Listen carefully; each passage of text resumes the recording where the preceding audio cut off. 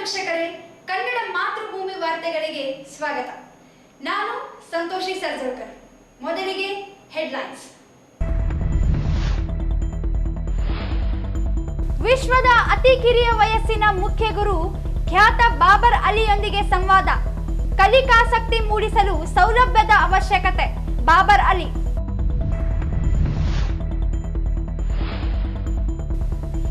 ಕಾರ್ಮಿಕರ ವಿವಿಧ ಬೇಡಿಕೆಗಳಿಗೆ ಆಗ್ರಹಿಸಿ ಸಿಐಟಿಯು ಪ್ರತಿಭಟನೆ.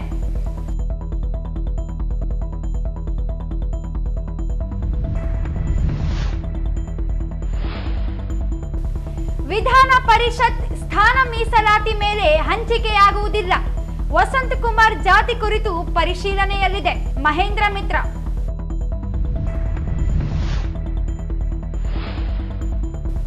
ಜಾಗೀರ್ ಜಾಡಲದಿನ್ನಿ ಬಾಣಂತಿ ರೇಖಾ ಸಾವು. ವೈದ್ಯರ ವಿರುದ್ಧ ಕೊಲೆ ಪ್ರಕರಣ ದಾಖಲಾಗಲಿ. ಹನುಮಂತಪ್ಪ ಕಾಕರಗಲ್.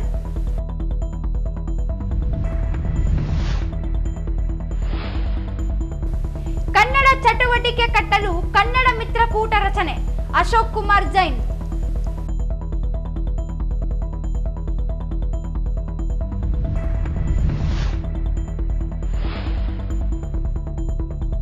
ಮತ್ತು ಜಿಲ್ಲೆಯಲ್ಲಿ ಬಾಣಂತಿಯರ ಸಾವು ಪ್ರಕರಣ ತನಿಖೆಗೆ ಆಗ್ರಹಿಸಿ ಮಹಿಳಾ ಸಾಂಸ್ಕೃತಿಕ ಸಂಘಟನೆ ಮನವಿ. ಅತ್ಯಂತ ಹಿಂದುಳಿದಿರುವ ಪಶ್ಚಿಮ ಬಂಗಾಳದ ಮುಷಿರಾಬಾದ್ನಲ್ಲಿ ಶಾಲೆ ಬಿಟ್ಟ ಮಕ್ಕಳಿಂದ ಕಲಿಕೆ ಮೇಲೆ ಆಗುತ್ತಿರುವ ಪರಿಣಾಮವನ್ನು ಯೋಚಿಸಿ ಶಾಲೆಯನ್ನು ಯಾವುದೇ ಶುಲ್ಕವಿಲ್ಲದೆ ಪ್ರಾರಂಭಿಸಿ ಮಕ್ಕಳಲ್ಲಿ ಕಲಿಕಾಸಕ್ತಿ ಬೆಳೆಸಲು ಪ್ರೇರೇಪಿಸಲಾಯಿತು ಎಂದು ವಿಶ್ವದ ಅತಿ ಕಿರಿಯ ವಯಸ್ಸಿನ ಮುಖ್ಯ ಗುರು ಎಂಬ ಖ್ಯಾತೆಯ ಬಾಬರ್ ಅಲಿ ಹೇಳಿದರು. ಅವರಿಂದು ನಗರದ ಕೃಷಿ ವಿಶ್ವವಿದ್ಯಾಲಯದ ಸಭಾಂಗಣದಲ್ಲಿ ಶಾಲಾ ಶಿಕ್ಷಣ ಇಲಾಖೆಯಿಂದ ಆಯೋಜಿಸಲಾಗಿದ್ದ ಶಿಕ್ಷಕರೊಂದಿಗೆ ಸಂವಾದ ಕಾರ್ಯಕ್ರಮ ಉದ್ದೇಶಿಸಿ ಮಾತನಾಡಿದರು. ಬಡತನದಿಂದ ಅತಿ ಹೆಚ್ಚು ಮಕ್ಕಳು ಶಾಲೆಗೆ ಹೋಗದೇ ಇರುವುದನ್ನು ಮನಗಂಡು ಪ್ರಾರಂಭಿಸಲಾದ ಶಾಲೆಗೆ ತಂದೆ ತಾಯಿ ಸೇರಿದಂತೆ ಗೆಳೆಯರ ಸಹಕಾರದಿಂದ ಪ್ರಾರಂಭಿಸಲಾಯಿತು. ಸಮಾಜದ ಎಲ್ಲರ ಸಹಕಾರದಿಂದ ಶಾಲೆಗೆ ಮಕ್ಕಳು ಬರುವಂತಾಯಿತು. ಕಲಿಕೆ ಆಸಕ್ತಿ ಇರುವ ಅದೆಷ್ಟೋ ಮಕ್ಕಳ ಶಾಲೆಗೆ ಬಾರದೇ ಇರಲು ಕೌಟುಂಬಿಕ ಹಾಗೂ ಸಮಾಜದ ಕಾರಣಗಳಿರುತ್ತವೆ. ಸಮಸ್ಯೆಗಳೇ ಶಾಲೆಯಿಂದ ದೂರ ಉಳಿಯುವ ಕಾರಣವಾಗಬಾರದು ಎಂಬ ಉದ್ದೇಶದಿಂದ ಶಾಲೆಗೆ ಬರಲು ಮೊದಲು ರೂಢಿಗೊಳಿಸಲಾಯಿತು. ನಂತರವಷ್ಟೇ ಕಲಿಕೆ ಮತ್ತು ನೀಡಲಾಯಿತು. ಸರ್ಕಾರಿ ಮತ್ತು ಖಾಸಗಿ ಶಾಲೆಗಳೇ ಇಲ್ಲದೆ ಇರುವುದರಿಂದ ಮಕ್ಕಳು ಶಿಕ್ಷಣದಿಂದ ಪೂರ್ಣವಾಗಿ ವಂಚಿತರಾಗುವಂತಾಗಿತ್ತು. ಮಕ್ಕಳು ಶಾಲೆಗೆ ಬರಲು ಪ್ರಾರಂಭವಾದಾಗಿನಿಂದ ಶಿಕ್ಷಣ ಮಟ್ಟ ಹೆಚ್ಚಿಸಲು ಕಾರಣವಾಯಿತು ಎಂದು ಅನುಭವ ಹಂಚಿಕೊಂಡರು. ಸರಿಸುಮಾರು 800ಕ್ಕೂ ಹೆಚ್ಚು ವಿದ್ಯಾರ್ಥಿಗಳು ಆನಂದ ಶಿಕ್ಷಾನಿಕೇತನ ಶಾಲೆಯಲ್ಲಿ ಅಭ್ಯಾಸ ಮಾಡುವಂತಾಗಿದೆ. ಎಲ್ಲರ ಸಹಕಾರ ಪ್ರೋತ್ಸಾಹದಿಂದ ಉಚಿತ ಶಿಕ್ಷಣ ನೀಡಲು ಸಾಧ್ಯವಾಗಿದೆ. ಇಚ್ಛೆ ಇದ್ದರೆ ಎಲ್ಲವೂ ಸಾಧಿಸುವ ಸಾಧ್ಯವಿದೆ. ಆತ್ಮ ಭರವಸೆಯಿಂದ ಸಮಾಜ ಬದಲಾಯಿಸುವ ಚಿಂತನೆಗಳು ಪ್ರತಿಯೊಬ್ಬರಲ್ಲಿಯೂ ಇರುತ್ತವೆ. ಎಲ್ಲರೂ ಸಂಕಲ್ಪದಿಂದ ನಿರ್ವಹಿಸಿದರೆ ಸಾಧ್ಯವೆಂದರು. ಹಾಗಾಗಿ ನಾವು ಎಲ್ಲ ಪದಾಧಿಕಾರಿಗಳು ಈ ಚಿತ್ರ ನೋಡ್ತಾ ಇದ್ರಿ. ಇದರಲ್ಲಿ ಈ ಚಿತ್ರ ತುಂಬಾ ಪರ್ಫೆಕ್ಟ್ ಆಗಿದ್ರೆ ಮಕ್ಕಳು 12 ಒಂದರ state coordinator. At first, though this is the interaction program with the, especially for the respected headmaster and headmistress of this district, before some philosophical thoughts, I want to share my own journey. So you already came to know that I am coming from Murshidabad district in the state of West Bengal. So Murshidabad, it is one of the backward district. It is 200 kilometers far away from Kolkata. It is one of the border district. He was just a school dropout, but he had great interest about education. And because of him, I was able to get education from 10 kilometers far away school. So he admitted me 10 kilometers far away school. But after returning from my own school, I saw the children like my age, they are unable to get education. Better to say, they were helping their family members as an earning member. There was strong reservation for girls' education. There was religious biasness, early marriage problem. and boys, they were working in the fields, they were raising cattle. So, being a student, the two things. ಕಾರ್ಯಕ್ರಮ ಉದ್ಘಾಟಿಸಿ ಮಾತನಾಡಿದ ಸಹಾಯಕ ಆಯುಕ್ತ ಗಜಾನನ ಬಾಳೆ, ಬಾಬರ್ ಅಲಿ ಅವರು ಪಶ್ಚಿಮ ಬಂಗಾಳದ ಮುರ್ಷಿದಾಬಾದ್ನಲ್ಲಿ 2009ರಲ್ಲಿ ತನ್ನ 16ನೇ ವಯಸ್ಸಿನಲ್ಲಿ ವಿಶ್ವದ ಅತ್ಯಂತ ಕಿರಿಯ ಮುಖ್ಯೋಪಾಧ್ಯಾಯ ಎಂದು ಗುರುತಿಸಿಕೊಂಡು ಖ್ಯಾತರಾಗಿದ್ದಾರೆ. ಅವರು 8,000 ವಿದ್ಯಾರ್ಥಿಗಳಿಗೆ ಉಚಿತ ಶಿಕ್ಷಣ ನೀಡುವ ಮೂಲಕ ಹೆಚ್ಚಿನ ಮನ್ನಣೆ ಗಳಿಸಿದ್ದಾರೆ. ಬಾಬರ್ ಅಲಿ ಪಶ್ಚಿಮ ಬಂಗಾಳದ ಬೆರ್ದಂಗಾದದಲ್ಲಿರುವ ಸರ್ಕಾರಿ ಕಾಸಿಂ ಬಜಾರ್ ರಾಜ್ ಗೋವಿಂದ ಸುಂದರಿ ಹೈಸ್ಕೂಲ್ಗೆ ಮುಖ್ಯೋಪಾಧ್ಯಾಯರಾಗಿದ್ದಾರೆ ಎಂದರು. ಅವರನ್ನು ಕಳೆದ ವರ್ಷದ ಕಲಬುರಗಿಯಲ್ಲಿದ್ದಾಗ ಅವರನ್ನು ಕರೆಯಿಸಿ ವಿದ್ಯಾರ್ಥಿಗಳಿಗೆ ಮತ್ತು ಶಿಕ್ಷಕರಿಗೆ ಸಂವಾದ ಕಾರ್ಯಕ್ರಮ ನಡೆಸಿ ವಿದ್ಯಾರ್ಥಿಗಳಿಗೆ ಅವರು ಮಾದರಿಯಾಗಲಿದೆ ಎಂದು ಪರಿಚಯಿಸಿ ಅವರೊಂದಿಗೆ ವಿವಿಧ ಶಾಲೆಗಳಲ್ಲಿ ಚರ್ಚೆ ಕಾರ್ಯಕ್ರಮ ನಡೆಸಲಾಯಿತು. ರಾಯಚೂರಿಗೆ ವರ್ಗಾವಣೆಯಾದ ಬಳಿಕ ಅವರನ್ನು ಜಿಲ್ಲೆಗೆ ಕರೆತರಲು ಪ್ರಯತ್ನಿಸಿದ್ದು, ರಾಜ್ಯಕ್ಕೆ ಬಂದಾಗ ಜಿಲ್ಲೆಗೆ ಬರಲು ತಿಳಿಸಿದ್ದು, ಇದೀಗ ಜಿಲ್ಲೆಗೆ ಆಗಮಿಸಿದ್ದು ಜಿಲ್ಲೆಯ ಸೌಭಾಗ್ಯವೆಂದರು. ಜಿಲ್ಲೆಯು ಮುಂದುವರೆದ ಜಿಲ್ಲೆಯಲ್ಲಿ ಈ ಭಾಗದ ವಿದ್ಯಾರ್ಥಿಗಳು ಸ್ಫೂರ್ತಿಯಾಗಲು ಅವರೊಂದಿಗೆ ಸಂವಾದ ನಡೆಸಿ ಜಿಲ್ಲೆಯಲ್ಲಿ ಶಿಕ್ಷಣ ಗುಣಮಟ್ಟ ಸುಧಾರಣೆಗೆ ಆದ್ಯತೆ ನೀಡಲು ತಿಳಿಸಿದರು. ಅದೇ ರೀತಿ DDPS ಸಾಹೇಬರು ಮಾತಾಡಬೇಕಾದ್ರೆ ಏನಂತ ಹೇಳಿದ್ರು, ನಮ್ಮದು ಹಿಂದುಳಿದ ಜಿಲ್ಲೆ ಅಂತ ಹೇಳಿದ್ರು. ನಮ್ಮದು ಹಿಂದುಳಿದ ಜಿಲ್ಲೆ ಅಲ್ಲ, ರಾಯಚೂರು ಜಿಲ್ಲೆ ಹಿಂದುಳಿದ ಜಿಲ್ಲೆ ಅಲ್ಲ, ಮುಂದುವರಿಯುತ್ತಿರುವ ಜಿಲ್ಲೆ. ಮತ್ತು ಬಹಳಷ್ಟು ಅಭಿವೃದ್ಧಿ ಕಾರ್ಯಗಳು ಶಿಕ್ಷಣ ಕ್ಷೇತ್ರ ಇರ್ಬೋದು, ಹೆಲ್ತ್ ಕ್ಷೇತ್ರ ಇರ್ಬೋದು, ಬೇರೆ ಇನ್ನುಳಿದ ಕ್ಷೇತ್ರಗಳಿರ್ಬೋದು, ಬಹಳಷ್ಟು ಅಭಿವೃದ್ಧಿ ಕಾರ್ಯಗಳು ಆಗ್ತಾ ಇದ್ದಾವೆ. ಸೊ 10 ವರ್ಷ 20 ವರ್ಷ ಹಿಂದೆ ಯಾವ ಥರ ರಾಯಚೂರು ಇತ್ತು ನನಗೆ ಗೊತ್ತಿಲ್ಲ. ನಾನು ಫಸ್ಟ್ ಟೈಮ್ ನಾನು ರಾಯಚೂರಿಗೆ ಬಂದು ಚಾರ್ಜ್ ತಗೊಂಡಿದ್ದೀನಿ. ಬಟ್ ಈಗ ನಾನು ನೋಡಿರೋ ಬಹಳಷ್ಟು ಅಭಿವೃದ್ಧಿ ಆಗ್ತಾ ಇದೆ, ಇನ್ನೂ ಕೂಡ ಅಭಿವೃದ್ಧಿ ಆಗಬೇಕು. ಸೊ ಆ ಒಂದು ನಿಟ್ಟಿನಲ್ಲಿ ನಮ್ಮ ಬಾಬರ್ ಅಲಿ ಸಾಹೇಬರು ಇವತ್ತು ಬಂದಿದ್ದಾರೆ.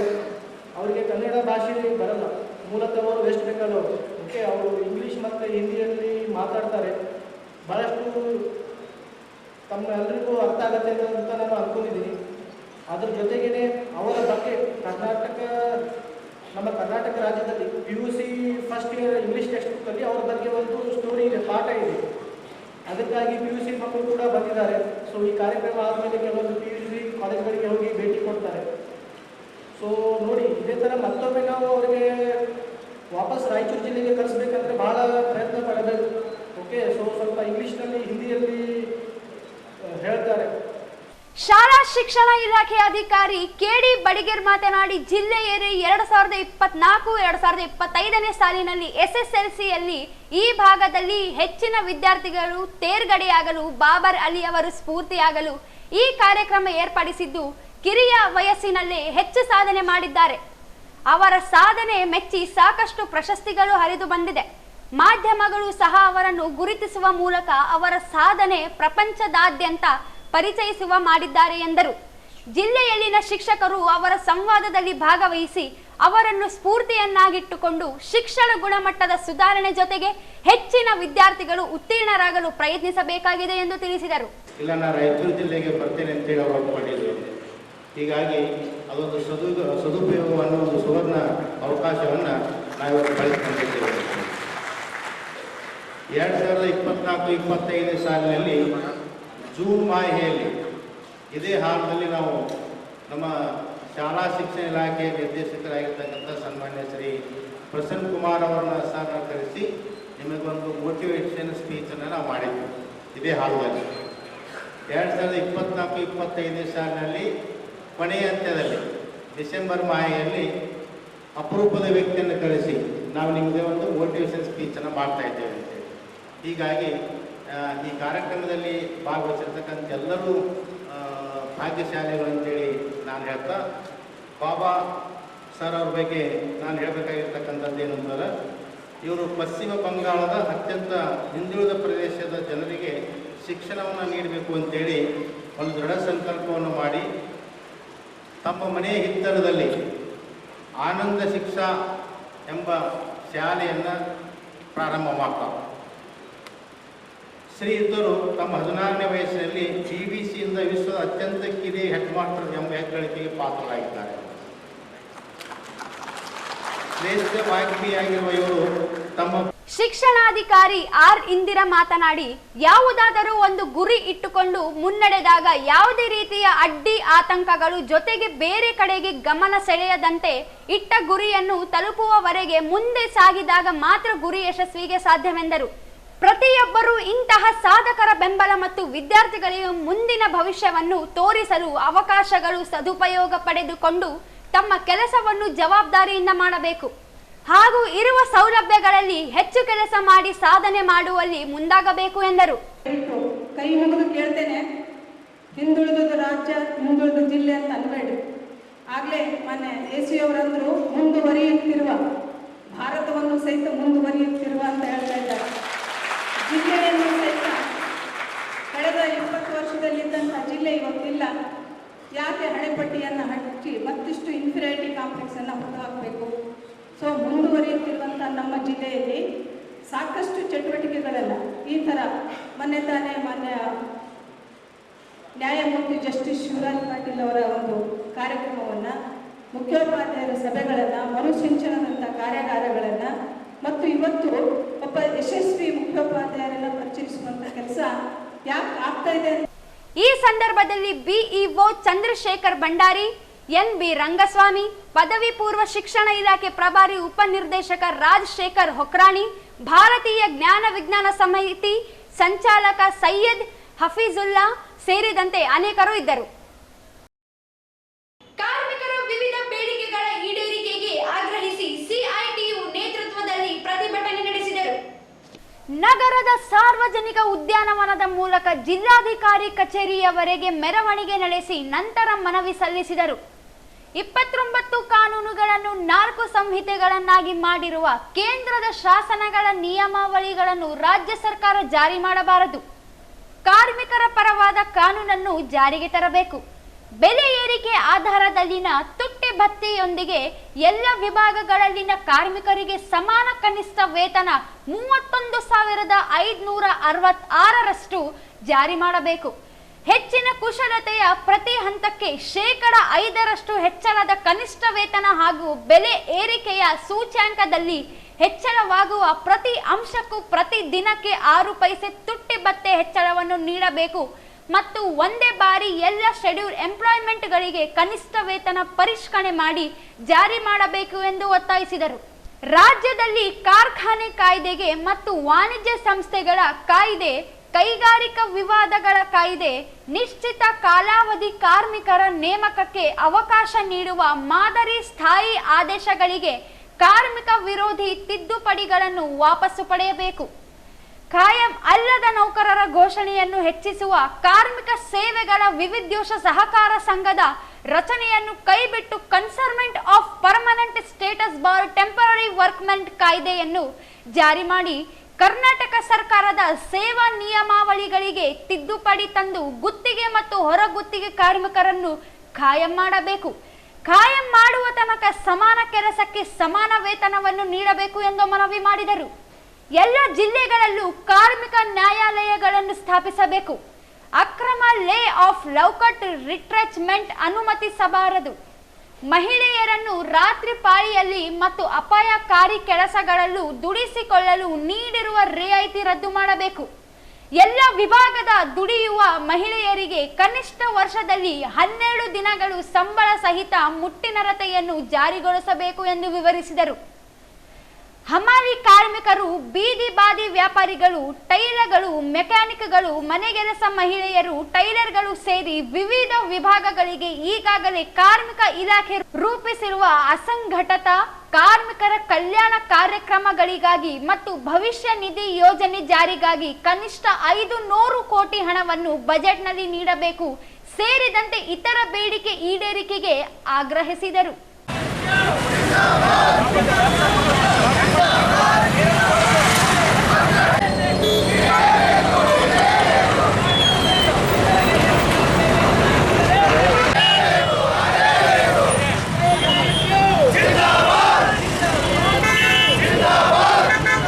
ಸರ್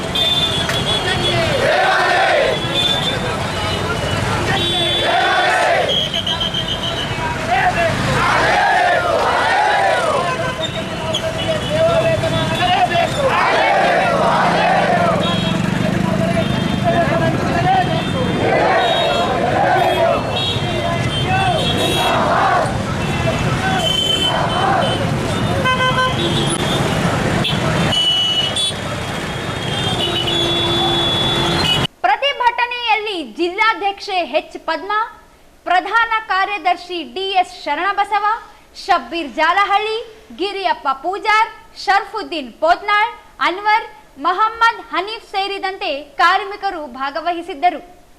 ವಿಧಾನ ಪರಿಷತ್ ಸ್ಥಾನವನ್ನು ಮೀಸಲಾತಿ ಆಧಾರದ ಮೇಲೆ ಹಂಚಿಕೆ ಮಾಡುವುದಿಲ್ಲ.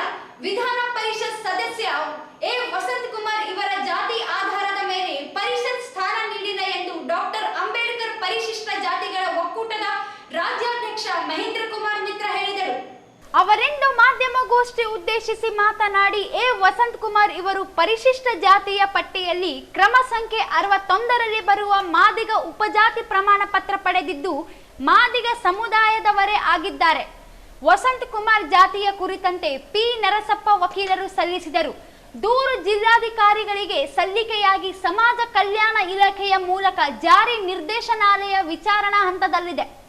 ಸಮಾಜ ಕಲ್ಯಾಣ ಇಲಾಖೆಯ 6/12/2024ರಂದು ಜಾರಿ ನಿರ್ದೇಶನಾಲಯಕ್ಕೆ ಪತ್ರ ಬರೆದು ಜಾತಿ ಮತ್ತು ಧರ್ಮದ ಕುರಿತು ವರದಿ ನೀಡುವಂತೆ ಪತ್ರ ಬರೆದಿದ್ದಾರೆ.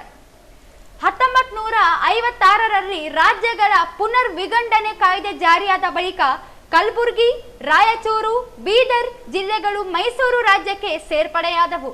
ದಿವಂಗತ ಆರ್ ಆಂಜನೇಯಲು ಇವರ ಉಪಜಾತಿ ಮಾದಿಗ ದಾಸು ಆಂಧ್ರ ಪ್ರದೇಶದ ರಾಜ್ಯದ ಪರಿಶಿಷ್ಟ ಜಾತಿ ಪಟ್ಟಿಯಲ್ಲಿರುವ ಕ್ರಮ ಸಂಖ್ಯೆ 33ರಲ್ಲಿ ಬರುತ್ತದೆ. ಪರಿಶಿಷ್ಟ ಜಾತಿ ಪಟ್ಟಿ ವರ್ಗಾವಣೆಯಾದಾಗ ಮಾದಿಗ ದಾಸು ಉಪಜಾತಿ ರಾಜ್ಯದಲ್ಲಿ ಬಿಟ್ಟು ಹೋಗಿದೆ. ಮಾದಿಗ ಮತ್ತು ಮಾದಿಗ ದಾಸು ಒಂದೇ ಸಮಾನಾರ್ಥಕ ಪದಗಳೆಂದು ಪರಿಗಣಿಸಿ ಪರಿಶಿಷ್ಟ ಜಾತಿ ಪಟ್ಟಿಯಲ್ಲಿ ಸೇರಿಸಿಲ್ಲ. ಆಂಜನೇಯಲು ಮಾದಿಗ ಸಮಾಜಕ್ಕೆ ಸೇರಿದವರು ಎಂದರು. ಮಾನವ ಶಾಸ್ತ್ರದ ವರದಿಯಂತೆ ಪುಟ ಸಂಖ್ಯೆ 411ರಲ್ಲಿ ಮಾದಿಗ ಜಾತಿ ಆಂತರಿಕ ರಚನೆಯಲ್ಲಿ ದಾಸರ ಸಮುದಾಯವು ಮಾದಿಗ ಜಾತಿ ವ್ಯಾಪ್ತಿಗೆ ಬರುತ್ತದೆ ಎಂದು ಉಲ್ಲೇಖಿಸಲಾಗಿದೆ. 413ನೆಯ ಪುಟದಲ್ಲಿ ಮಾದಿಗ ದಾಸರು ಆ ಸಮುದಾಯಕ್ಕೆ ಗುರುಗಳು ಎಂದು ಕರೆಯಲಾಗಿದೆ ಎಂದರು. ಸುಳ್ಳು ಜಾತಿ ಪ್ರಮಾಣ ಪತ್ರ ಪಡೆದು ಎ ವಸಂತ್ ಕುಮಾರ್ LLC ಆಗಿದ್ದಾರೆ ಎಂಬ ಆರೋಪ ಸುಳ್ಳಾಗುತ್ತದೆ.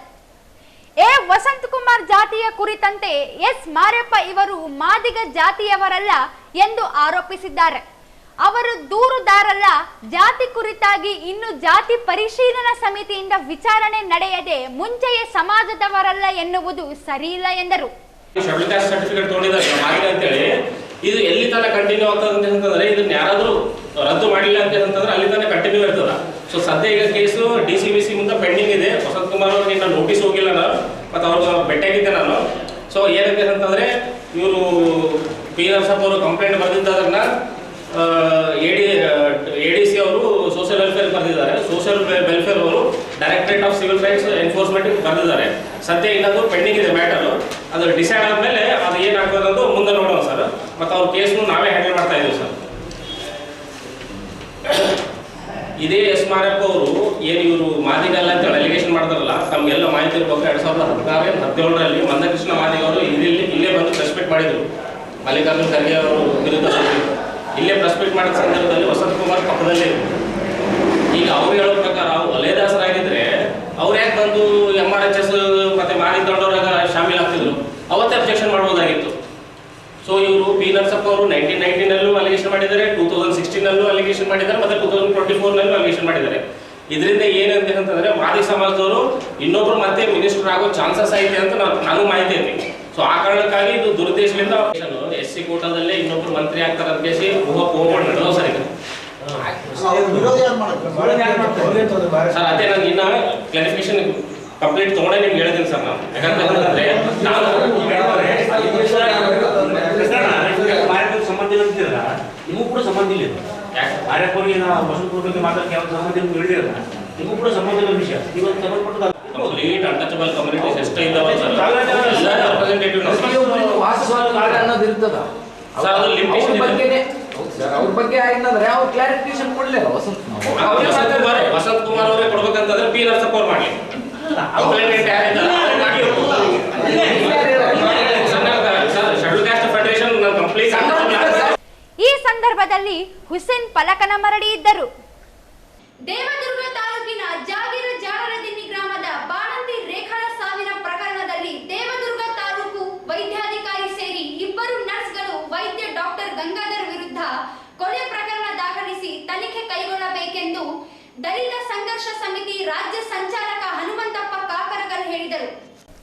ಅವರಿಂದು ಮಾಧ್ಯಮಗೋಷ್ಠಿ ಉದ್ದೇಶಿಸಿ ಮಾತನಾಡಿ, ದೇವದುರ್ಗ ತಾಲೂಕಿನ ದೇವತಗಲ್ ಗ್ರಾಮದ ನಿವಾಸಿ ರೇಖಾ ಇವರನ್ನು ಜಾಗೀರ ಜಾಡಲದಿನ್ನಿ ಗ್ರಾಮದ ರಾಜು ಎಂಬಾತನೊಂದಿಗೆ ವಿವಾಹ ಮಾಡಿದ್ದು 2 ಮಕ್ಕಳಿದ್ದಾರೆ.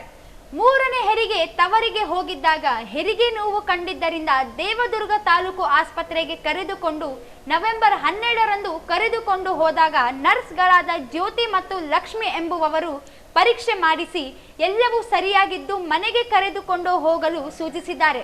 ಹೆರಿಗೆ ನೋವು ಹೆಚ್ಚಾದಾಗ ನರ್ಸ್ಗಳಿಗೆ ಮತ್ತೊಮ್ಮೆ ಮನವಿ ಮಾಡಿ ದಾಖಲಿಸಿಕೊಳ್ಳಲು ತಿಳಿಸಿದರು. ದೇವದುರ್ಗ ಪಟ್ಟಣದಲ್ಲಿರುವ ಮುಖ್ಯ ವೈದ್ಯಾಧಿಕಾರಿ ಡಾಕ್ಟರ್ ಶಿವಾನಂದ್ ಜನನಿ ಖಾಸಗಿ ಆಸ್ಪತ್ರೆಗೆ ದಾಖಲಿಸುವಂತೆ ತಿಳಿಸಿದರು. ಸರ್ಕಾರಿ ಆಸ್ಪತ್ರೆಯಲ್ಲಿ ಹೆರಿಗೆ ಮಾಡಿ ಸಿಜರಿನ್ ತಂತ್ರಗಳು ಕಳ್ಳತನವಾಗಿದ್ದು ಖಾಸಗಿ ಆಸ್ಪತ್ರೆಗೆ ಹೋಗಲು ತಿಳಿಸಿದರು. ಹಣ ಇಲ್ಲದೆ ಇರುವುದರಿಂದ ಖಾಸಗಿ ಆಸ್ಪತ್ರೆಗೆ ಹೋಗಲು ವಾಹನ ವ್ಯವಸ್ಥೆಯೇ ಇಲ್ಲದೆ ಇರುವುದರಿಂದ ಸರ್ಕಾರಿ ಆಸ್ಪತ್ರೆಯಲ್ಲಿಯೇ ಉಳಿದುಕೊಳ್ಳಬೇಕಾಯಿತು. ಡಾಕ್ಟರ್ ಗಂಗಾಧರ್ ಎಂಬ ವೈದ್ಯ ಬಂದು ನೋಡಿ ರಾಯಚೂರು ರಿಮ್ಸ್ ಆಸ್ಪತ್ರೆಗೆ ಕರೆದುಕೊಂಡು ಹೋಗುವಂತೆ ತಿಳಿಸಿದರು. ವೈದ್ಯರೇ 108 ವಾಹನ ಕರೆಯಿಸಿ ಆಸ್ಪತ್ರೆಯಿಂದ ಸಾಗಿ ಹಾಕಲು ಪ್ರಯತ್ನಿಸಿದರು. ಸಕಾಲಕ್ಕೆ ಚಿಕಿತ್ಸೆ ನೀಡದೆ ರೇಖಾ ಸಾವಿಗಿಡಿದಿದ್ದಾಳೆ. ರೇಖಾ ಸಾವಿಗೆ ವೈದ್ಯರು ನರ್ಸ್ಗಳ ನಿರ್ಲಕ್ಷ್ಯವೇ ಕಾರಣವಾಗಿದೆ. ಅಲ್ಲದೆ ಜಿಲ್ಲಾ ಆರೋಗ್ಯ ಕುಟುಂಬ ಕಲ್ಯಾಣ ಅಧಿಕಾರಿ ನಿರ್ಲಕ್ಷ್ಯವೂ ಸೇರಿದೆ. ಘಟನೆ ನಡೆದರೂ ಶಾಸಕಿ ಕರೆಮ್ಮ ಹಾಗೂ ಜಿಲ್ಲಾಧಿಕಾರಿಗಳು ಕನಿಷ್ಠ ಘಟನೆ ಮಾಹಿತಿ ಪಡೆದುಕೊಂಡು ಕುಟುಂಬ ವರ್ಗಕ್ಕೆ ಸಾಂತ್ವನ ಹೇಳಲು ಸಹ ಮುಂದಾಗಿಲ್ಲ. ಹೆರಿಗೆ ನಿರ್ಲಕ್ಷ್ಯೆಯಿಂದ ಸಾವಿಗೀಡಾದ ರೇಖಾ 2 ಮಕ್ಕಳು ಅನಾಥರಾಗಿದ್ದಾರೆ. ಕೂಡಲೇ ತನಿಖೆ ನಡೆಸಿ ತಪ್ಪಿತಸ್ಥರ ವಿರುದ್ಧ ಕ್ರಮ ಕೈಗೊಳ್ಳಬೇಕು ಎಂದು ಒತ್ತಾಯಿಸಿದರು. ಈಗಾಗಲೇ ಲೋಕಾಯುಕ್ತರಿಗೆ ದೂರು ನೀಡಲಾಗಿದೆ. ಸರಿ ದಿಕ್ಕಿನಲ್ಲಿ ತನಿಖೆ ನಡೆದು ಆರೋಪಿತರಿಗೆ ಶಿಕ್ಷಿಸುವ ಮೂಲಕ ನ್ಯಾಯ ಒದಗಿಸಬೇಕೆಂದರು. ನವೆಂಬರ್ 12ರಂದು ದೇವದುರ್ಗ ತಾಲೂಕಿನ ರೇಖಾ ಎಂಬ 26 ವರ್ಷದ 3ನೇ ಮಗುವಿನ ಬಾಣಿತನಕ್ಕಾಗಿ ದೇವದುರ್ಗ ಸರ್ಕಾರಿ ಆಸ್ಪತ್ರೆಗೆ ತೆರಳಿಯಲ್ಲಿ ದಾಖಲಾಗಿರ್ತಾರೆ. ಸಾಯಂಕಾಲ 5 ಗಂಟೆಗೆ ದಾಖಲಾಗಿ ಅದೇ ದಿನ ರಾತ್ರಿ ಇಡೀ 13ನೇ ತಾರೀಕು 11 ತಿಂಗಳ ಬೆಳಗ್ಗೆ 3 ಗಂಟೆ 10 ನಿಮಿಷವರೆಗೆ ಅವರು ಬಾಣೆ ತನಕ ಅಡ್ಮಿಟ್ ಆಗಿರ್ತಾರೆ. ಅಡ್ಮಿಟ್ ಆದಂಥ ಸಂದರ್ಭದಲ್ಲಿ ಆಕೆ ಖಾಸಗಿಯಾಗಿ ಪರೀಕ್ಷೆ ಮಾಡಿರ್ತಕ್ಕಂಥ ಎಲ್ಲ ದಾಖಲಾತಿಗಳನ್ನು ಕರ್ತವ್ಯನಿರತ ವೈದ್ಯರ ಅಧಿಕಾರಿಗಳು ನೋಡಿಕೊಂಡು ಎಲ್ಲ ರೀತಿಯಿಂದ ನಾರ್ಮಲ್ ಆಗಿದೆ, ಯಾವುದೇ ತೊಂದರೆ ಇರೋದಿಲ್ಲ ಅಂತ ಹೇಳಿಬಿಟ್ಟು ಯಾವುದೇ ರೀತಿಯಿಂದ ಹೆರಿಗೆಗೆ ಸಂಬಂಧಪಟ್ಟಂತ ಟ್ರೀಟ್ಮೆಂಟ್ ಮಾಡದೆ, ವೈದ್ಯಕೀಯ ಪರೀಕ್ಷೆಗಳನ್ನು ಮಾಡದೆ, ಗಂಭೀರವಾಗಿ ಆಗಿ ನಳತಾ ಇದ್ರೂ ಸಹಿತ ಕರ್ತವ್ಯನಿರತ ವೈದ್ಯಾಧಿಕಾರಿಯಾಗಿರ್ತಕ್ಕಂತಹ ಗಂಗಾಧರ್, ಸ್ಟಾಫ್ ನರ್ಸ್ಗಳಾದ ಲಕ್ಷ್ಮಿ ಮತ್ತು ಜ್ಯೋತಿ ಮತ್ತು ಸಾರ್ವಜನಿಕ ಆಸ್ಪತ್ರೆ ಅವರು ಕೈಕಾಲು ಮುಗಿದು ದಯಮಾಡಿ ನಮ್ಮ ಮಗಳಿಗೆ ಇಷ್ಟೆಲ್ಲ ಕಷ್ಟ ಆಗ್ತಿದ್ರು ನೀವು ನೋಡ್ತಿಲ್ಲ ಅಂತೇಳಿ ಹೇಳಿದಂಥ ಸಂದರ್ಭದಲ್ಲಿ ಅಲ್ಲಿ ಹತ್ತಿರತಕ್ಕಂಥ ಜನನಿ ಆಸ್ಪತ್ರೆ, ಖಾಸಗಿ ಆಸ್ಪತ್ರೆ, ಆ ಖಾಸಗಿ ಆಸ್ಪತ್ರೆ ಸರ್ಕಾರ ಆಸ್ಪತ್ರೆಯ ಮುಖ್ಯ ವೈದ್ಯಾಧಿಕಾರಿಗಳ ಸ್ವತಃ ಸಹೋದರನಲ್ಲಿರ್ತಕ್ಕಂಥ ಹೆಸರಿನಲ್ಲಿರ್ತಕ್ಕಂಥ ಜನನಿ ಮಲ್ಟಿ ಸ್ಪೆಷಾಲಿಟಿ ಆಸ್ಪತ್ರೆ, ಆ ಆಸ್ಪತ್ರೆಗೆ ರೆಫರ್ ಮಾಡಿಸಿ ಅಂತೇಳಿ ಅಲ್ಲಿ ಕರ್ತವ್ಯನಿರತ ಸ್ಟಾಫ್ ನರ್ಸ್ಗಳಾದ ಜ್ಯೋತಿ ಮತ್ತು ಲಕ್ಷ್ಮಿ ಅವರಿಗೆ ತಿಳಿಸಿದಾಗ ಇವ್ರಿಗೆ ಕೇಳ್ತಾರೆ. ಆದರೂ ಡ್ಯೂಟಿ ವ್ಯವಹಾರದಲ್ಲಿ ಮಾತಾಡುವಾಗ 50-60 ಸಾವಿರ ರೂಪಾಯಿಗಳು ಆಗ್ತಾ ಬಂದಾಗ ಆರ್ಥಿಕದಿಂದ ಕಷ್ಟದಲ್ಲಿರ್ತಕ್ಕಂಥ ಕೂಲಿಕಾರರಾಗಿರ್ತಕ್ಕಂಥ ಬಸಮ್ಮ ಮತ್ತು ರಂಗಪ್ಪ ಇವರು ಇಲ್ಲ 2 ಡೆಲಿವರಿ ಇಲ್ಲೇ ಮಾಡಿದ್ದೀವಿ, 3ನೇ ಡೆಲಿವರಿ ಮಾಡಿ ಅಂತೇಳಿ ಕೇಳಿದ್ರು ಸಹಿತ ಯಾವುದೇ ರೀತಿಯಿಂದ ಇವರಿಗೆ ಸ್ಪಂದನೆ ಮಾಡಿದ್ದೇನೆ ಅಂದ್ರೆ ಕೊನೆಗೆ 3 ಗಂಟೆ 10 ನಿಮಿಷಕ್ಕೆ ಉಸಿರು ನಿಲ್ಲಿಸ್ತಾಳೆ. ಉಸಿರು ನಿಲ್ಲಿಸ್ತಕ್ಕಂಥ ರೇಖಾಳನ್ನ ರಾಯಚೂರಿಗೆ ರಿಮ್ಸ್ಗೆ ನಗುಮಗ 108 ಕಳಿಸ್ಬಿಟ್ಟು ರೆಫರ್ ಮಾಡ್ತಾರೆ. ರೆಫರ್ ಮಾಡಿರ್ತಕ್ಕಂಥ ಉಸಿರಲ್ಲಿ ನಿಂತಿರ್ತಕ್ಕಂಥ ಬಾಣಂತಿಯರ ರಿಮ್ಸ್. ಹಂಗಾಗಿ ಈ ಸಂಬಂಧ ಇಡೀ ರಾಜ್ಯದಲ್ಲಿ ಬಾಣಂತಿ ಮತ್ತು ಶಿಶುಗಳ ಸಾವು ಸಾಕಷ್ಟು ಆಗ್ತದೆ. ಕೆಲವೊಂದು ಕಾರಣಗಳು ಸಾವು ಸಾಮಾನ್ಯ ಆಗ್ಬೋದು, ಆದರೆ ಕೆಲವೊಂದು ಸಾವುಗಳು ಅತ್ಯಂತ ಗಂಭೀರ ಇರ್ತಾವ, ಉದ್ದೇಶನೇ ಇರ್ತಾವ. ಹಂಗಾಗಿ ದೇವದಲ್ಲಿ ಆಗಿರ್ತಕ್ಕಂಥ ಏನು ರೇಖಾ ಸಾವು ಇದು ಕರ್ತವ್ಯ ನಿರತ ಸ್ಟಾಫ್ ನರ್ಸ್ಗಳು, ಕರ್ತವ್ಯದಲ್ಲಿರ್ತಕ್ಕಂಥ ವೈದ್ಯಾಧಿಕಾರಿಗಳು ಆದ್ರೂ ಸಹಿತ ಸಾವು ಸಂಭವಿಸಿದಾಗ ಹೋಗಿ ಮನೆಗೆ ಹೋಗಿ ಭೇಟಿಯಾಗಿ ಸಾಂತ್ವನ ಹೇಳ್ತಕ್ಕಂಥ ಕೆಲಸ ಮಾಡಿಲ್ಲ. ಹಾಗಾಗಿ ಈಗ ಜಿಲ್ಲಾಧಿಕಾರಿಗಳಿಗೆ ನಾವು ಈಗಾಗಲೇ ವಾರದ ಕೆಳಗಡೆ ನಾವು ಮನವಿಯನ್ನು ಮಾಡಿದ್ವಿ. ಈ ಸಂಬಂಧ ಲೋಕಾಯುಕ್ತನ ತನಿಖೆಗೆ ನಾವು ಆಲ್ರೆಡಿ ದಾಖಲಾತಿ ಇದೇನು ಅಡ್ಮಿಟ್ ಆಗಿದೆ, ಅದರ ಕಾಪಿನ ಸಹಿತ ಕರ್ನಾಟಕ ಲೋಕಾಯುಕ್ತ ಬೆಂಗಳೂರಲ್ಲಿ ಕೂಡ ಕೊಟ್ಟಿದ್ದೀವಿ. ಇಂತಹ ಆರಾಮಾಗಿ ಇರ್ತಕ್ಕಂಥ ಮಹಿಳೆ ಯಾವುದೇ ರೀತಿ ತೊಂದರೆ ಇರ್ತಕ್ಕಂಥದ್ದು, ನಾರ್ಮಲ್ ಆಗಿರ್ತಕ್ಕಂಥದ್ದು, ಆರೋಗ್ಯವಾಗಿರ್ತಕ್ಕಂಥ ಮಗಳನ್ನ ಈ ಥರ ಏಕಾಏಕಿ ರಾತ್ರಿ ಸಾವಾಗ್ತದಂದ್ರೆ ಮಾಡಬೇಕಾಗಿದೆ. ಹಂಗಾಗಿ ಈ ಕೆಲಸ, ಈ ಒಂದು ಪ್ರಕರಣವನ್ನು ದಯಮಾಡಿ ತಮ್ಮಲ್ಲಿ ಕೈ ಮುಗಿದು ಕೇಳ್ತೀವಿ. ಈ ಮಕ್ಕಳಿಗೆ ಮತ್ತು ಮಗಳು ಕಳ್ಕೊಂಡಿರ್ತಕ್ಕಂಥ ಈ ಬಡ ಕುಟುಂಬಗಳಿಗೆ ನ್ಯಾಯ ಸಿಗಬೇಕು. ಮತ್ತೊಂದಿನ ಇಂಥ ಬಡ ಮಹಿಳೆಯರಿಗೆ ಇಂತಹ ನಿರ್ಲಕ್ಷಿತವಾಗಿ ಸಾಯ್ತಕ್ಕಂಥ ಏನು ಪ್ರಕರಣ ಆಗಬಾರ್ದು. ಯಾವುದೇ ಡಾಕ್ಟರ್ ಸಹಿತ ಇಂಥ ನಿರ್ಲಕ್ಷ್ಯತ ಮಾಡಬಾರ್ದು ಅಂತೇಳಿ ಈ ಒಂದು ತಮ್ಮ ಪತ್ರಿಕೆ ಮುಖಾಂತರ ತಮ್ಮೆಲ್ಲರೂ ಕೈ ಮುಗಿದು ಈ ಸಂದರ್ಭದಲ್ಲಿ ರೇಖಾ ತಾಯಿ ಬಸಮ್ಮ, ರಂಗಮ್ಮ, ರಾಜು, ಹುಲಿಗೆಮ್ಮ, ಬಸಮ್ಮ, ಲಕ್ಷ್ಮೀ ರಂಗಪ್ಪ ದೇವತಗಲ್, ಹನುಮಂತಿ ಪಲಕನ ಮರಡಿ, ಶಿವು ಮಲ್ಲಾಪುರ್ ಉಪಸ್ಥಿತರಿದ್ದರು. ಕನ್ನಡ ಭಾಷೆ ಉಳಿಸಿ ಬೆಳೆಸಲು, ಕನ್ನಡ ಪರ ವಾತಾವರಣ ಸೃಷ್ಟಿಸಲು ಸಮಾನ ಮನಸ್ಕ ಸಂಘಟನೆಗಳು ಒಗ್ಗೂಡಿ ಕನ್ನಡ ಮಿತ್ರಕೂಟ ಅಸ್ತಿತ್ವಕ್ಕೆ ತರಲಾಗಿದೆ ಎಂದು ಕರ್ನಾಟಕ ರಕ್ಷಣಾ ವೇದಿಕೆ ಜಿಲ್ಲಾಧ್ಯಕ್ಷ ಅಶೋಕ್ ಕುಮಾರ್ ಜೈನ್ ಹೇಳಿದರು. ಅವರಿಂದು ಮಾಧ್ಯಮಗೋಷ್ಠಿ ಉದ್ದೇಶಿಸಿ ಮಾತನಾಡಿ, ಕನ್ನಡ ಭಾಷಾ ಬೆಳವಣಿಗೆ ಅನೇಕ ಸಂಘಟನೆಗಳು ಪ್ರತ್ಯೇಕವಾಗಿ ತೊಡಗಿಸಿಕೊಂಡಿವೆ. ಎಲ್ಲರೂ ಒಗ್ಗೂಡಿ ಕನ್ನಡ ಕೆಲಸ ಮಾಡುವುದಕ್ಕಾಗಿ 9 ಜನರು ವಿವಿಧ ಸಂಘಟನೆಗಳು ಒಗ್ಗೂಡಿ ಕನ್ನಡ ಮಿತ್ರಕೂಟ ರಚಿಸಲಾಗಿದೆ.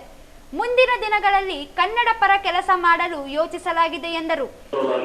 ಕನ್ನಡ ಕ್ರಿಯಾ ಸಮಿತಿ ಹಾಗೂ ಈ ಹೊಸಮನೆ ಪ್ರಕಾಶನ ಮತ್ತು ಕರ್ನಾಟಕ ರಕ್ಷಣಾ ವೇದಿಕೆ ಶಿವರಾಮೇಗೌಡ ಬಣ ಈ ಮೂರು ಯಾವಾಗಲೂ ಗಮನಕ್ಕಿರ್ತವೆ. ನಾವೊಂದು ಕನ್ನಡದ ದಿನದರ್ಶಿಕೆಯನ್ನ ಇವತ್ತು ಅದನ್ನ ರೆಡಿ ಮಾಡಿದ್ದೇವೆ. ಕಾರಣ ಏನಂದ್ರೆ ಇವತ್ತು ನಾಳೆ ಮಕ್ಕಳು ಎಲ್ಲ ಇಂಗ್ಲಿಷ್ ಅಕ್ಷರಗಳಿಗೆ ನೋವು ಹೊಂದಿಕೊಂಡಿದ್ದಾರೆ. ಅದನ್ನ ಅಕ್ಷರ ಕಳೆದ ರಕ್ತದಲ್ಲಿ ಬಂದ್ಬಿಟ್ಟಿದೆ.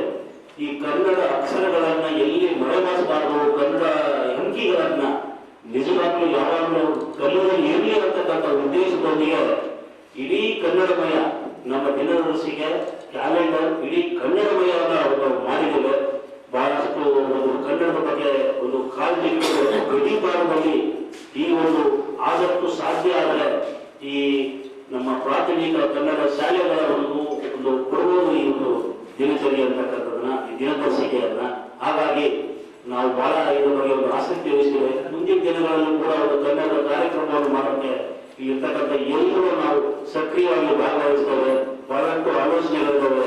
ಒಂದು ಎಲ್ಲ ಸಂಘಟನೆಗಳನ್ನ ಕರೆದು ಕನ್ನಡದ ಕಾರ್ಯಕ್ರಮ ಮಾಡಬೇಕು ಅಂತಕ್ಕಂಥ ಮುಂದಿನ ದಿನಗಳಲ್ಲಿ ಒಂದು ಆಲೋಚನೆ ಇದೆ. ಹಾಗಾಗಿ ಇಲ್ಲಿ ಎಲ್ಲ ಒಂದು ಕನ್ನಡದ ಮನಸ್ಸುಗಳು ಒಬ್ಬರಾಗಿದೆ. ಎಲ್ಲರ ಮನಸ್ಸನ್ನು ಕೂಡ ಒಂದು ಕನ್ನಡದ ಕೆಲಸ ಮಾಡಬೇಕು ಅಂತಕ್ಕಂಥ ಉದ್ದೇಶ ಇಟ್ಕೊಂಡು ಅದಕ್ಕೆ ಸಮಗ್ರವಾಗಿ ಈ ಒಂದು ಕ್ಯಾಲೆಂಡರ್ಗೆ ಈ ದಿನ ದರ್ಶಿಕೆಗೆ ನಮ್ಮ ಬಸೀರಮ್ಮ ಹೊಸಮನಿ ಮತ್ತು ರವಿ ಕಮ್ಮರ್ ಬಹಳಷ್ಟು ಶ್ರಮ ಪಟ್ಟು ಒಂದು ಕ್ಯಾಲೆಂಡರ್ನ ಮಾಡಿದ್ದಾರೆ. ಬಹಳಷ್ಟು ಅದನ್ನು ಹಾಕಿದ್ದಾರೆ.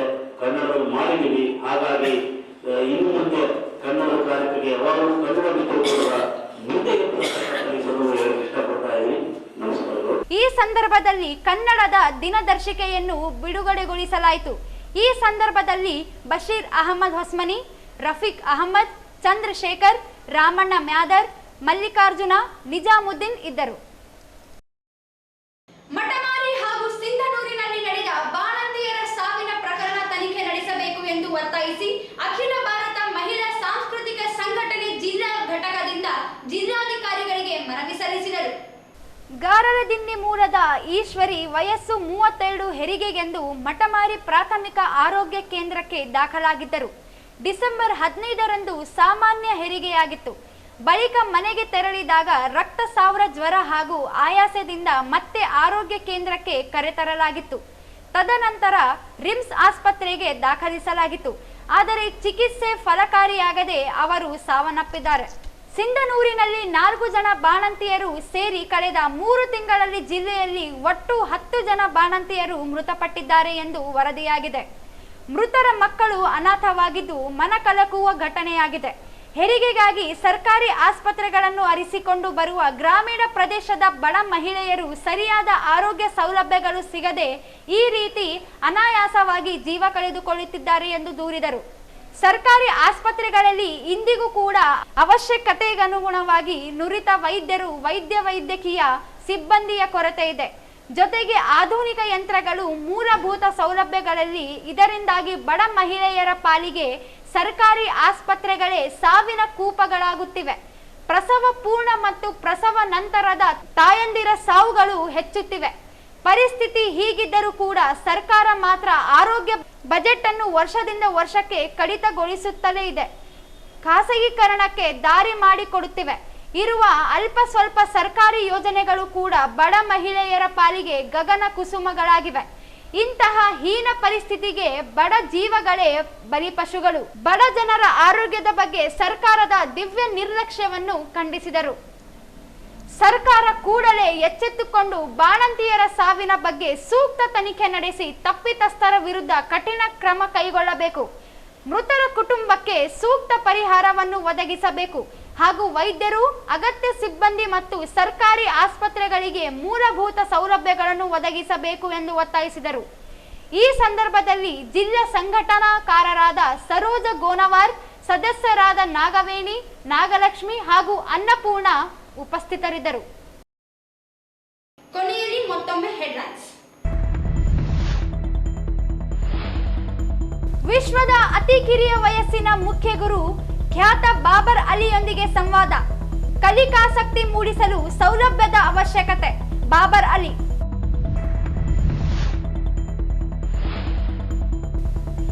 ಕಾರ್ಮಿಕರ ವಿವಿಧ ಬೇಡಿಕೆಗಳಿಗೆ ಆಗ್ರಹಿಸಿ ಸಿಐಟಿಯು ಪ್ರತಿಭಟನೆ.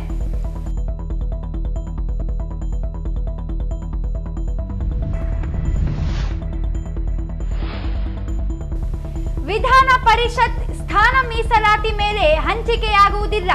ವಸಂತ್ ಕುಮಾರ್ ಜಾತಿ ಕುರಿತು ಪರಿಶೀಲನೆಯಲ್ಲಿದೆ. ಮಹೇಂದ್ರ ಮಿತ್ರ.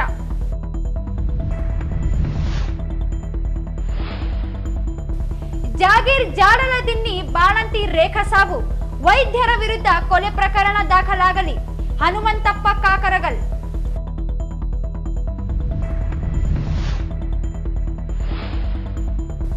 ಕನ್ನಡ ಚಟುವಟಿಕೆ ಕಟ್ಟಲು ಕನ್ನಡ ಮಿತ್ರಕೂಟ ರಚನೆ. ಅಶೋಕ್ ಕುಮಾರ್ ಜೈನ್.